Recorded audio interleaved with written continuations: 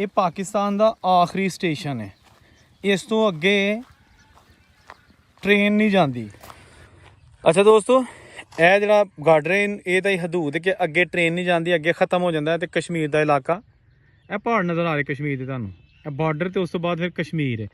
ਤੇ ਇਹ ਜਿਹੜਾ ਹੈਗਾ ਗਾਰਡਰ ਤੇ ਮੈਂ ਪੜ੍ਹਨਾ ਕੁਝ ਲਿਖਿਆ, ਇਹ ਲਿਖਿਆ ਜੀ ਵੈਸਟ ਕੁੰਬਰਲੈਂਡ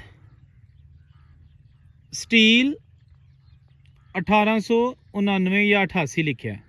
ਇਹ ਜੀ ਸਿਗਨਲ ਡਾਊਨ ਕਰਨ ਵਾਸਤੇ ਲੀਵਰ ਜਿਹੜਾ ਇਹ ਪਲੇਟਫਾਰਮ ਤੇ ਇੱਕ ਲੱਗਿਆ।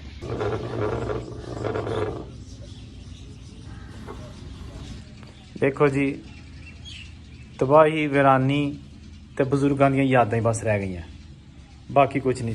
ਤੇ ਇਹ ਮੈਂ ਤੁਹਾਨੂੰ ਅੰਦਰ ਵਿਖਾਲਣਾ ਇਹਦਾ ਮੁਸਾਫਰਖਾਨਾ। ਇਹ ਜਨਾਬ ਸਭ ਤੋਂ ਪਹਿਲਾਂ ਮੁਸਾਫਰਖਾਨੇ 'ਚ ਆਉਂਦਾ ਟਿਕਟ ਘਰ।